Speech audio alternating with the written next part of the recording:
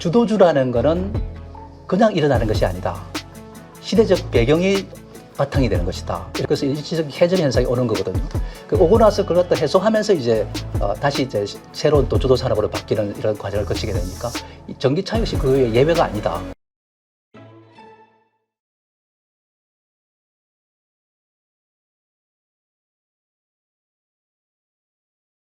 네, 오늘 모신 분은 하이에셋의 대표시죠. 한옥석 대표님이십니다. 안녕하세요. 네, 반갑습니다. 네, 이번에 한옥석의 주도주 성장주 투자법이라는 또 책을 내셨는데요. 네. 요새 많은 분들이 사실 그 주도주나 성장주 어떻게 올라탈 수 있을까 고민을 많이 하고 있기 때문에 관련해서 좀 질문을 좀 드리겠습니다. 네. 일단 책에서도 나오지만 그 시장의 방향을 결정하는 건 통화 정책이라고 하셨고요. 그래서 네, 유동성 장세, 그 다음에 실적 장세, 역금융 장세를 설명하셨거든요. 네, 그렇습니다. 요거를 좀 알기 쉽게 풀어주시죠. 그리고 네. 우리가 지금 어느 장세에 있는지도요. 네, 그렇습니다. 지금의 뭐 시장 상황을 우리가 여러 가지로 다양한 각도에서 우리가 보지 않습니까? 근데 사실 뭐 시장의 어떤 이제 방향타는 결국은 이제 핵심적인 정책의 방향, 거기에 일단 포커스가 맞춰져 있다 이렇게 우리가 봐야 되겠습니다. 그래서 아무래도 일단 각국의 중앙은행의 어떤 정책 방향이 중요하다 이렇게 봐야 되겠죠. 사실 그 자체는 또 경제의 흐름에 따라서 중앙의 방향도 결정이 되는 것이고 거기에 따라서 또 시장도 움직이는 것이니까 그 흐름을 잘 참고하셔야 되지 않을까 싶습니다. 우선은 우리가 가장 경제적으로 악화된 상태, 침체된 상태, 이런 상태에서는 기업들의 어떤 파산도 많고 그러다 보니까 경제를 살려야 되겠다 이런 인식을 갖게 될 때는 아무래도 이제 통화 정책을 또 완화 정책으로 바꾸겠죠. 또 재정도 확대하는 정책을 쓰게 되는 것이고 이런 이제 상황이 전개되면은 이때가 이제 경제를 살리고자 하는 의지가 강화되는구나. 그렇게 되면 이제 시중의 부동 자금들이 정시로 일단 유입이 많이 되겠죠. 그러한 어떤 자금들이 들어오게 되면 우선은 이제 정시의 봄을 맞이하게 되겠죠.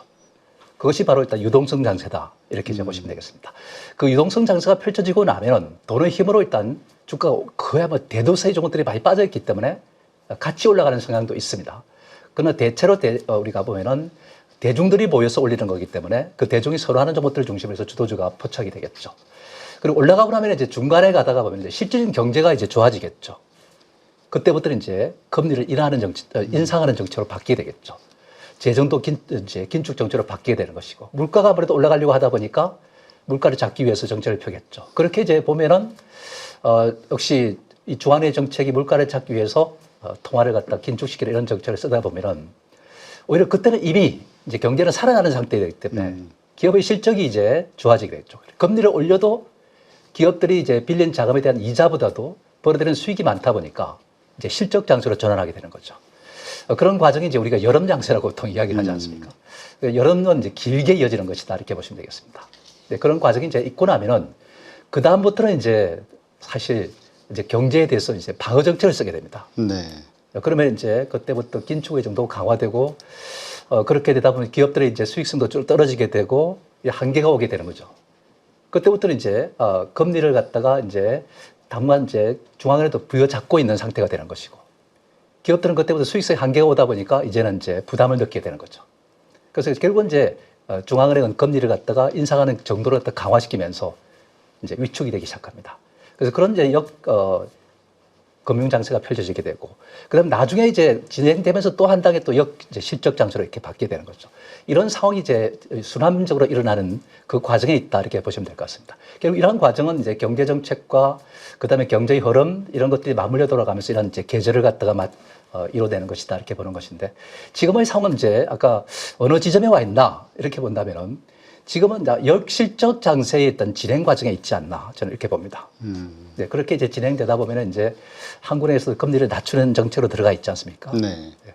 그다음에 재정도 일단 또 확대해야 될 정책이 나올 것이고 이런 이제 상황 속에서 이제 시장이 알아차렸을 때 그때는 이제 시중의 주동 자금들이 정권 시로 이제 빨려 들어오겠죠.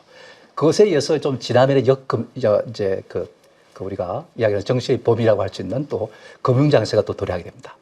그런데 지금 아직 유동성이 들어오지를 않는 이런 상황 속에 있기 때문에 사실 아직까지는 그 진행형 상태에 있다. 이렇게 우리가 보시면 될 것 같습니다. 네. 근데 한국에도 유동성이 지금 그렇게 우리 코로나 때 엄청나게 몰려 들어왔잖아요. 그렇죠. 그렇게 들어올 가능성이 지금도 있죠. 지금은 없죠. 지금은 금리를 인하하는 정책으로 이제 가죠. 이번에 보니까 오늘 원달러 환율이 네. 굉장히 많이 떨어졌더라고요. 그러니까 이렇게 떨어진 걸 보니까 그동안에 아마 이제 정치권의 문제라든지 그 여러 가지 상황들이 맞물려 있다 보니까 달러 가치가 많이 떨어지는데도 불구하고 우리나라 같은 경우는 환율이 안 떨어지는 이런 양상을 띄었거든요. 네. 그런 이제 우리가 보면은 바로 정치권의 불안이 달러를 갖다가 고공 상태에서 묶어놨다. 근데 이번에 정치권이 이제 해결이 돼버리니까 이번 선거가 나와버리다 보니까 그로 인해서 이제 뭔가 이제 환율이 제자리를 찾아가는 과정에 있지 않나. 환율이 만약에 이렇게 흐름이 약화되다 보면은 약세로 들어가다 보면은 중앙은행에서는 이제 이 경기 악화에 대한 금리 인하 정책을 갖다가 이제 쓰게 되겠죠. 네. 그 금리 인하는 하고 있는 중에 있지만은 지금까지 가지고는 지금 경제 상황에 비해서는 미흡하기 짝이 없는 거죠. 그래서 지금 제가 볼 때는 환율을 갖다 앞으로 이제 더 떨어질 것 같고 그렇게 되면은 금리 인하에 여유가 생기게 될 것이고 그 중앙은행도 일단 이제 그 정책을 쓰게 되면은 이제 부동자들이 조금씩 움직여 나가지 않을까.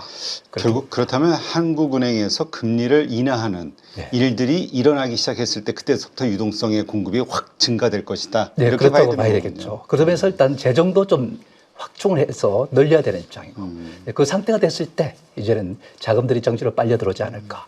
이번에 이제 뭐 추경 얘기가 나오지 않습니까? 그렇죠. 추경 뭐 10조. 근데 그 이상 또 뭐 나올 수도 있을 것 같은 여러 가지 예상들이 그렇죠. 나오는데 이것도 유동성 공급으로 봐야 될까요? 그리고 증시에는 호재가 될까요? 아마 추경은 아마 제가 볼 때는 그렇습니다. 이게 이번에 이제 산불도 많다고 뭐 이런 여러 가지 다양한 요인들이 이제 작용한 것이다 이렇게 볼 수 있겠고요.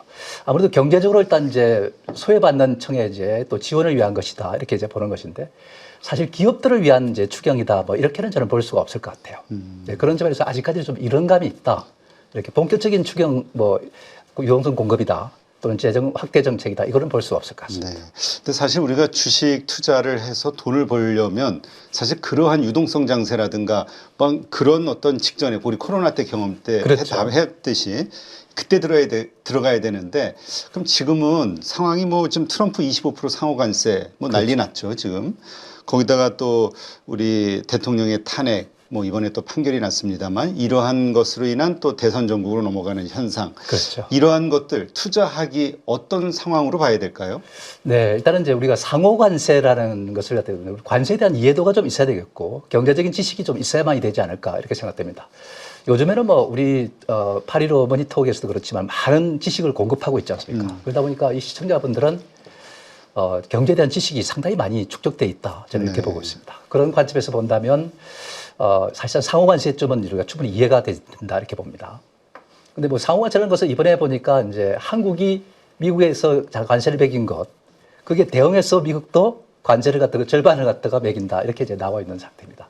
사실 좀 강압적인 그런 어떤 정책이다, 트럼프의 정책이다 이렇게는 저는 개인적으로 보고 있는데 여하튼 매기는 건 사실입니다. 상호관세를 부과하는 건 사실이기 때문에 이것으로 해서 이제 미국인들의 입장에서는 어떻게 봐야 될 것이냐, 그게 가장 관심사다 이렇게 보는데.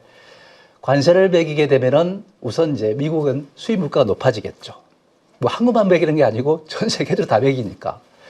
수입 물가가 높아지게 되면은 미국 소비자들은 많은 비용을 지불해야 될 입장이 되는 것이고 비용을 많이 지불하다 보면은 사실 미국 소비자들은 그만큼 또 지출이 많아지고 그러다 보니까 자연스럽게 소비를 위축시키겠죠. 미국 경제의 70한 2, 3%가 소비가 차지하는 것이기 때문에 이 소비가 위축되면은 미국 GDP도 감소할 수밖에 없습니다.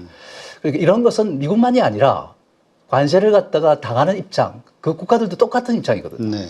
그런 입장이다 보면은 세계 물가 상승을 갖다가 유발한다 이렇게 보는 것이고 동시에 또 그만큼 소비가 위축되기 때문에 그만큼 기업들이 생산한 제품들이 팔리지를 않는다는 것이죠.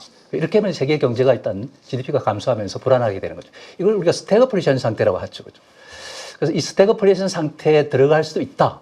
이렇게 보는 그 근거가 또 있습니다. 뭐냐면 예를 들면 과거 1930년 대공황이 왔지 않습니까? 네. 그래서 후보 대통령이 그 당시 일단 이 스무트 하울리법을 갖다가 일단 했습니다. 그 관세법인데 이걸 하다 보니까 결국은 그것이 이제 지금 같은 이런 이제 상황을 갖다 만들어가지고 결국은 한마디로 말해서 일단 이제 검은 백조가 된 셈이었죠.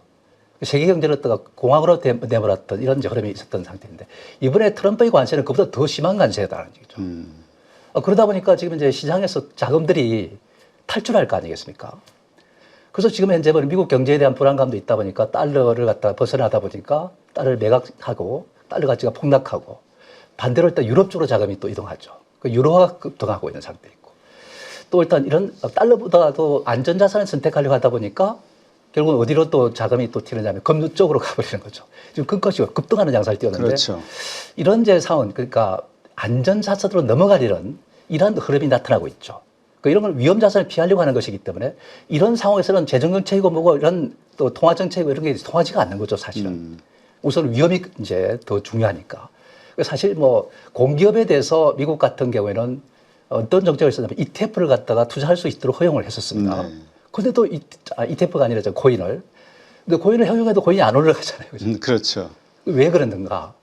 위험 자산이기 때문에. 위험을 회피하려는 성향이 강하다. 쉘터가 필요하다 보니까 이제 금이라든지 그다음에 이제 유로화가 오히려 낫다. 제 개인적인 생각으로 이제 이런 여담으로 말씀드리자면은 달러의 수명이 얼마나 되느냐? 기축통화로서의 수명이. 과거에 일단 가장 길었을 때 우리가 스페인이 이제 주도했을 때 세계 강국으로서. 예, 그렇죠.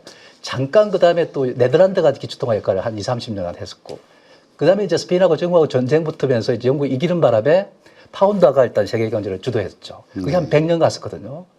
100년을 기준으로 본다면 달러화는 역시 지금 한 7, 80년 됐으니까 앞으로 한 2, 30년, 3, 40년 되면은 기축통화의 역할이 한계가 오지 않느냐.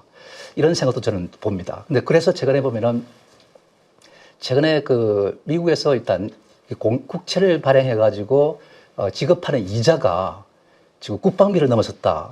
우리가 미국 국방비는 천조국이다. 그래서 이야기를 많이 하는데 이게 넘어서는 걸 보면은 이 미국이 한계성이 맞죠. 그래서 아마 이 트럼프 미국 대통령이 지금 이렇게 관세를 통해서 세수를 확보하려고 하고 있고 미국 이기주의 이렇게 가는 것이 아닌가 저는 개인적인 이런 생각을 그래서 미국 정부에서 느끼고 있다. 네. 이런 인식을 갖고 있기 때문에 그만큼 일단 미국이 저렇게 위험하다면은 세계 경제도 상당히 이제 우리가 안심할 수 없다는 얘기죠. 그래서 그런 자금을 이제 안전자를 피하는 이런 과정은 이유가 다 있다 이렇게 저는 봅니다. 그렇다면 지금은 주식 투자를 쉬어야 할 때입니까? 그렇다고 이제 쉴 수는 없죠. 근데 우리 투자분께 쉬라고 하시면은 화를 낼 겁니다. 지금은 이제 오르는 종목이던데 왜 쉬어? 이렇게 이야기를 하실 텐데 가능한 한 이제 쉰다기보다는 방어적으로 해야 되겠죠. 리스크를 축소하는 방향으로 그렇게 하려고 하다 보니까 시장에는 이제 우리가 이렇게 좀 안 좋은 자리에서 투자할 수 있는 대상들이 있죠. 예를 들어 검 선물 같은 거 있습니다. 금. 네. 제가 이 발음이 네, 검 선물. 검 선물. 네. 그런 이제 선물이 있다 보니까 그쪽 투자할 수 있겠죠. 그다음에 예를 들면 또 우리가 경기 방어주 하면 우리가 경기가 아무리 안 좋더라도 하루 뭐 세 끼를 안 먹더라도 한 끼를 먹어야 되지 않습니까? 그 음식료가 필요한 거죠. 가장 또 간단하게 싸게 먹을 수 있는 방법이 또 라면을 끓여 먹는다든지 이렇게 할 수 있는 것이고 그러다 보니까 이제 뭐 음식료 관련주가 많이 올라가는 이러한 모습도 보였다는 걸 우리가 알 수 있습니다. 그래서 이러한 이제 방어주 성격을 갖고 있는 내가 위험에 노출돼 있다. 그럼 투자 비중도 좀 줄여야 되겠지만은 이렇게 좀 더 보다 안전한 그런 쪽으로 투자를 해가지고 수익을 올리는 방법을 이제 취해야 되겠죠. 그런 방법이 이제 중요하다고 저는 봅니다. 네. 그러니까 지금 이 상태에서의 투자 전략은 여기에만 말씀하신 그러한 섹터, 산업들을 중심으로 투자를 해야 된다. 그렇죠. 잘 찾아내야 됩니다. 내가 어디로 가야 수익을 낼 수 있는지. 그런데 거기 행동을 하지 않으면은 이제 완전히 그냥 당할 수밖에 없는 그런 상황이 될 수 있어요. 근데 이제 말씀하신 거 소위 우리가 이제 방어주라고 표현을 하는데, 그렇죠. 근데 이제 책에서도 표현하시다시피 우리가 좀 수익을 크게 하려면 주도주를 찾아라 하셨잖아요. 그렇죠. 그럼 지금 시점에서는 주도주는 없는 걸까요? 아니면 주도주가 있어도 주도주 투자보다는 방어주를 가야 되는 걸까요? 네, 지금 이제 우리가 주도주 하면은 그야말로 앞으로 이끌어 나간다는 것인데, 이끌어 나간다는 것은 지수를 갖다 끌어올린다는 그런 의미가 되겠죠.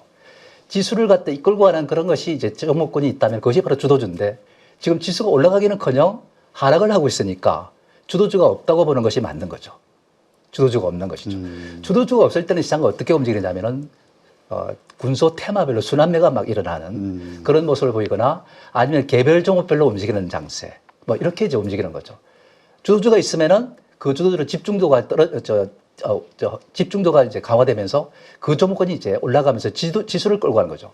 예를 들면 코스닥 같은 경우는 이제 주도주로 부각될 수 있는 그런 자격을 갖춘 종목군이 있다면은 그 반도체라든지 그런 바이오라든지 2차 전지라든지 이런 것들이 올라가야 되거든요. 근데 이들 종목들이 다 지금 이제 전멸되어 있는 상태이기 때문에 주도주가 없다고 보는 것이 맞는 거죠. 그래서 조금 전에 제가 말씀드렸지만 경기 방어주를 통해서 일단은 선택적 투자를 하는 것이 맞지 않겠나 이렇게 생각됩니다. 네. 지금 우리가 소위 그 이제까지 방산주, 조선주 표현을 네. 했지 않습니까? 그렇죠. 뭐 전력주도 그렇고요. 그렇죠. 지금은 이제 더 이상 주도주라고 표현할 수는 없는 건가요? 아무리 좋은 종목군이라 할지라도 한계는 있는 겁니다. 주가라는 것이 기본적으로 우리가 보면은 오르고 내리는 것이다. 오르고 내지 않으면 이건 주식도 아니다. 뭐 이렇게 우리가 볼 수 있겠죠. 그래서 사실 이제 이 주도주라는 것은 뭔가 합당한 이유가 있어야 되고 시대적인 대의 명분을 가져야 된다. 이렇게 봅니다. 그 시대상을 반영하는 것이 주도주다. 이렇게 우리가 보는 거거든요. 예를 들면 2020년대 그러니까 일론 머스크가 이제 부각이 되면서 2차 전지, 전기차가 주도하는 이런 이제 흐름이 나왔었죠. 그때 전기차 산 사람들 많이 이제 수익을 또 올렸었겠습니다. 그죠? 그러면서 또 이제 근래에 와서 또 반도체가 AI 시장이 팽창하면서 그야말로 SK 하이닉스라든지 그다음에 이제 한미 반도체 같은 이런 것들이 많이 올라가는 모습도 우리가 봤습니다. 이런 것들을 갖다 우리가 이제 펀더멘탈이 뒷받침되면서 올라가는 거죠. 그게 안 되면 안 되는 거예요. 펀더멘탈이라는 것은 우리가 기업의 어떤 이제 재무 구조가 강화되고 실적이 좋아지고 그러면서 이제 가치가 올라가는 이런 것을 우리가 이제 펀더멘탈 개선주라고 우리가 볼 수 있는데 방산주라든지 조선주는 그런 의미가 있었죠. 네, 그런 의미에서 일단 그런 것들은 우리가 주도주인데 지금 현재 상태 그런 것들이 지금 당장 일단 지금 치고 올라갈 수 있느냐면 그렇지가 않다고 봅니다. 심지어는 일단 조선주에 대해서 긍정적 이야기들이 많이 나옵니다. 네. 트럼프가 한국의 조선과 협업하고 싶다. 이렇게 했습니다. 그러면서 MRO를 갖다가 하나 옵션하고 했고, 그 다음에 그 나머지도 일단 이제 지금 한국에다 배를 수리를 맡긴다. 그 다음에 그것뿐만 아니라 뭐 잠수함도 그렇게 좀 이야기들이 나오고 있고 이런 상황이거든요. 근데 기본적으로 이런 거는 이제 뭐 군사적인 관계 이것이기 때문에 이제 저는 한계를 이제 한정되는 것이라고 보고 있고 실질적으로 지금 이제 조선업이 계속 좋아지려면은 저는 이제 상선 부분 이것이 좋아져야 된다 이렇게 보고 있거든요. 근데 지금 트럼프가 하는 정책이 어떤 정책이냐면은 세계 경제를 블록화시키는 정책이잖아요. 네. 미국은 자기 이기주의로 가고 거기다 주변에 있는 캐나다하고 일단 이제 멕시코도 일단 자기들하고 FTA를 체결했던 것도 팽개쳐버리고 지금 캐나다로부터 또 공격을 받고 있죠. 관세 공격을 받고 있고 유럽도 지금 우크라이나 문제를 가지고서 이렇게 하다가 유럽하고 저 사이가 안 좋아가지고 지금 이제 관세 전쟁으로 또 붙고 있죠. 동맹관계를 갖다 끊어버린 거죠. 우리나라도 심지어는 뭐 그러려고 하는 이런 이제 조짐도 있고 이런 상태다 보니까 오히려 또 푸틴하고 더 가까워지는 듯한 이런 느낌도 있고 이런 이제 여러 가지 이제 상황이 옛날하고는 완전히 차원이 달라지는 이런 모습이 아닌가 이렇게 생각됩니다.